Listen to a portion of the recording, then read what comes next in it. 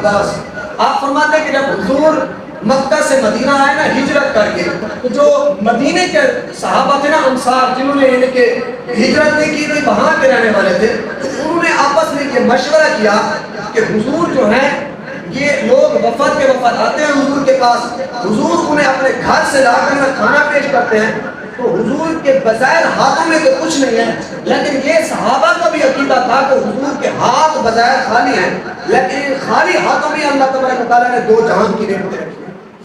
تو انہوں نے یہ آپس میں مشورہ کیا کہ ہم تھوڑا سا مال جمع کرتے ہیں، حضور کی بارگاہ میں نا ہدیہ تحفہ نذرانہ پیش کرتے ہیں۔ جب وہ یہ سارا مال لے کر نا حضور کی بارگاہ اقدس میں آئے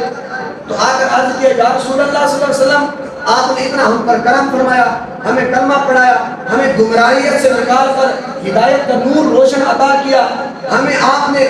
جہنم کے گڑھوں سے نکال کر آپ نے جنت کے دروازے پر کھڑایا، یا رسول اللہ کرم نوازی فرمائیے، یہ نذرانہ ہماری طرف سے قبول فرمائیے۔ جب وہ نذرانہ لے کر آئے تو اس وقت سیدنا جبریل یہ آیت لے آئے جو میں نے خطبے کے اندر پڑھی۔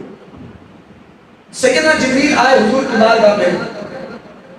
حضور نے پوچھا، فرمایا جبریل کیسے آنا ہوا؟ عرض کیا یا رسول اللہ صلی اللہ علیہ وسلم دو چیزیں لے آئے۔ فرمایا کیا لے کے آئے؟ فرمایا سب سے پہلے اللہ کا سلام، بعد میں رب کا کلام۔ فرمایا یا رسول اللہ سب سے پہلے رب کا سلام ہے، بعد میں اس کا کلام لے کر آیا۔ تو آپ نے حضور کو سلام پیش کیا، اور جبریل کے آنے کا جو طریقہ تھا نا وہ پتہ ہے کیا تھا؟ جبریل کا جو حضور کی بارگاہ میں آنا ہوتا، تو آج کل آپ نے دیکھا ہے کہ کیا کیا ہو رہا ہے، یا وہ جبریل جب حضور کی بارگاہ میں آتے تو اس طرح آتے کہ جس طرح ایک بچہ یعنی کہ ہمیں پڑتا ہے، وہ چل نہیں سکتا، زمین پر گھسیٹ گھسیٹ کر آتا ہے، حضور کی بارگاہ میں اس طرح آتے اور تھوڑا دور ہو کر بیٹھتے، پھر آتے کرتے یا رسول اللہ اگر اجازت ہو تو آگے تشریف لے آؤ، یا رسول اللہ اگر کرم نوازی فرمائے تو آگے آؤ۔ حضور فرماتے جبریل آگے آ جاؤ۔ وہ جبریل چلتے چلتے حضور کے دونوں جو گھٹنے ہیں، جو زانوں ہیں، یوں ہی آ کر بیٹھ جاتے اور اپنے سر نیچے رکھتے اور ہاتھ ایسے باندھ کر بیٹھتے، عرض کرتے یا رسول اللہ اب ایسے بیٹھو۔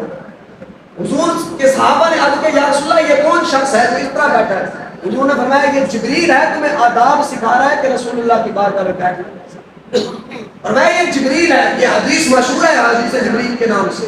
یہ امام اعظم ابو حنیفہ جو ہمارے امام ہیں، ان کی جو کتاب ہے نا مسند امام اعظم، اس کی امام اعظم ابو حنیفہ نے یہی لکھی ہے۔ حضور کے دونوں گھٹنوں کے ساتھ اپنے گھٹنے یوں ملاتے، اپنے سر نیچے کرتے اور یوں ہاتھ باندھ کر بیٹھتے، اور جو بھی سوال کرتے سوال کر کے پھر اسی طرح وہ گھٹنوں کے ساتھ پیچھے کھسکتے کھسکتے جب تھوڑا دور ہو جاتے پھر اٹھ کر چلے جاتے۔ یہ حضور کی بارگاہ میں آنے کا کس کا طریقہ ہے؟ یہ جبریل کا طریقہ ہے۔ آج لوگ کیا کیا کر رہے ہیں وہ آپ کے سامنے ہے۔ تو یہ انسان کے اندر سے ادب نکل جاتا ہے تو پھر کوئی کام آپ کو فائدہ نہیں دے گا۔ اگر ادب ہے تو پھر سب کچھ ہے، ادب نہیں ہے تو پھر آپ جو مرضی کر لیں آپ کو کوئی چیز فائدہ نہیں دے گی۔ تو آپ سب سے پہلے حضور کے ساتھ محبت کریں، اور حضور کی اہل بیت اور حضور کے اصحاب اور حضور کے ساتھ تعلق رکھنے والے، حضور سے نسبت رکھنے والے سب کا جو ادب و احترام بھی بتا دیں۔ تو گرامیہ قدر حضرات، اللہ تبارک و تعالیٰ نے پہلے سپارے کے اندر ارشاد فرمایا، کیا ارشاد فرمایا؟ آپ جو سبحان اللہ بولیں گے اللہ کریم نے ارشاد فرمایا قل لا اسألكم عليه اجرا الا المودة في القربى ومن يقترف حسنة نزد له فيها حسنا۔ حضرت سیدنا جبریل امین حضور کی بارگاہ میں آئے، عرض کیا یا رسول اللہ صلی اللہ علیہ وسلم، میں واللیل کی زلف والیا، والضحا کے مکھڑے والیا، علم نشرح کے سینے والیا، یاسین کے سیرے والیا، طٰہٰ کے تاج والیا، علم نجعل لہ عینین کے آنکھوں والیا، مازاب کے نینوں والیا، فرمایا کہ ید اللہ کے ہاتھوں والیا، فرمایا کہ انہو الا وحی یوحیٰ کے لبوں والیا، ولسان کی زبان والیا، شفتین کے ہونوں والیا، فرمایا کہ لا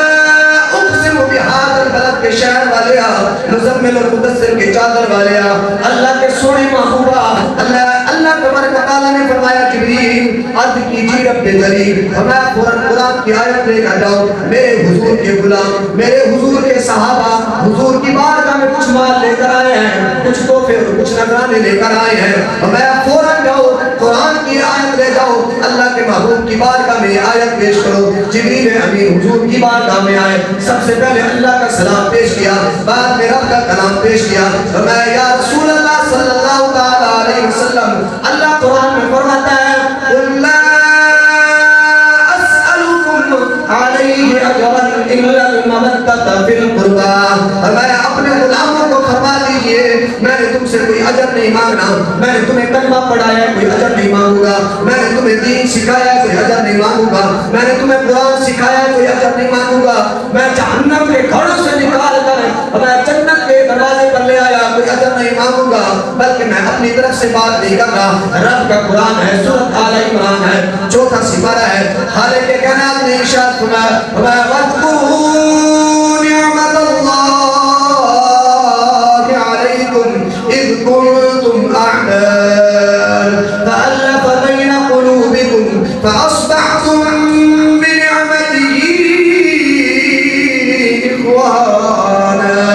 وَكُنْتُمْ عَلَى شَفَا حُفْرَةٍ مِّنَ النَّارِ فَأَنقَذَكُم مِّنْهَا كَذَلِكَ يُبَيِّنُ اللَّهُ لَكُمْ آيَاتِهِ لَعَلَّكُمْ تَهْتَدُونَ۔ سبحان اللہ۔ فرمایا سونے محبوبہ آپ اپنے غلاموں کو فرما دیجئے کہ تم جہنم کے گڑھے کے کنارے میں تھے، میں تمہیں وہاں سے میں نے تم کو وہاں سے کھینچ کر جنت کے دروازے کے آخر کھڑا کر دیا، میں تم آپس میں مجھ سے پہلے فرمایا تم آپس کے اندر محبت نہیں کرتے تھے، آپس کے اندر دشمنی تھی، تمہارے دلوں کے اندر رنجش تھی، میں نے تمہاری دشمنی کو ختم کیا، رنجش کو ختم کیا، تمہیں بھائی بھائی بنایا، تمہیں بھائی بھائی بنایا ہے، وَعَلَى شَفَا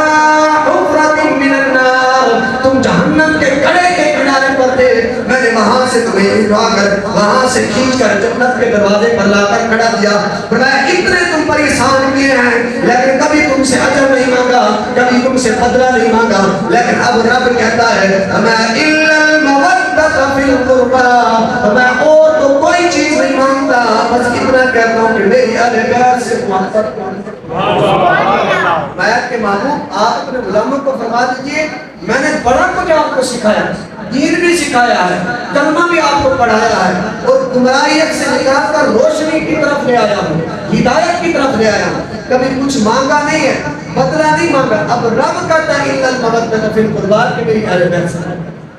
یہ قرآن کی نص ہے۔ فرمایا کہ محبوب آپ اپنے غلاموں کو فرما دیجئے مجھے دھن دولت نہیں چاہیے، یہ مال نہیں چاہیے، بس اتنا چاہتا ہوں، وہ بھی اس دین کے بدلے نہیں، بس اتنا چاہتا ہوں کہ تم میری اہل بیت سے محبت کرو، صرف میری وجہ سے۔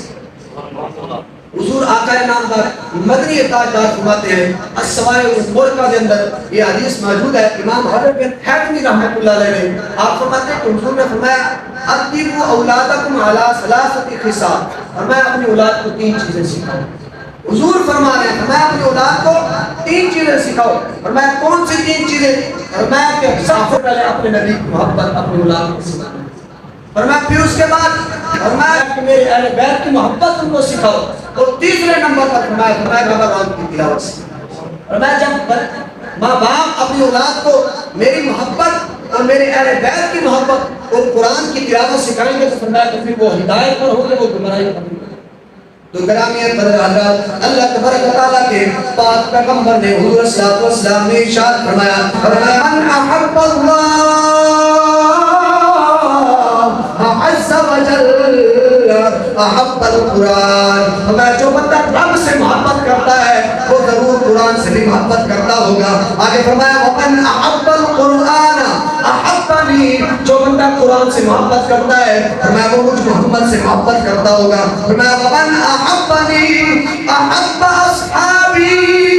وقرابتی، فرمایا جو بندہ قرآن سے محبت کرتا ہے فرمایا پھر وہ میرے صحابہ سے بھی محبت کرے گا، میری اہل بیت سے محبت کرے گا۔ الحمدللہ ہم اہل سنت حضور کی اہل بیت سے بھی بھی پیار کرتے ہیں, حضور کے صحابہ سے بھی پیار کرتے ہیں, ہم سیدنا صدیق اکبر سے بھی پیار کرتے ہیں, عمر فاروق سے بھی پیار کرتے ہیں, عثمان غنی سے پیار کرتے ہیں, مولا علی کو اپنے آنکھوں پر بٹھاتے ہیں, امیر معاویہ سے بھی پیار کرتے ہیں, کیونکہ حضور فرماتے ہیں جو بندہ اللہ سے محبت کرے گا وہ قرآن سے محبت کرے گا, جو قرآن سے محبت کرے گا پھر وہ مجھ محمد سے محبت کرے گا, جو مجھ محمد سے محبت کرے گا پھر وہ بندہ میرے صحابہ اور اہل بیت سے بھی محبت کرے گا, پھر وہ بندہ میرے صحابہ اور اہل بیت سے محبت کرے گا. اس وجہ سے ہمارے امام اہل سنت مجدد دین و ملت کشتہ عشق رسالت حضور کے عاشق کے صادق فنات الرسول اشار امام احمد اللہ خان فاطر بریلی کا تاجدار نے اپنا قلم اٹھایا, آپ فرماتے اہل سنت کا بیڑا پار اصحاب حضور, اہل سنت کا بیڑا پار اصحاب حضور, نجم ہے اور نو ہے عطرت رسول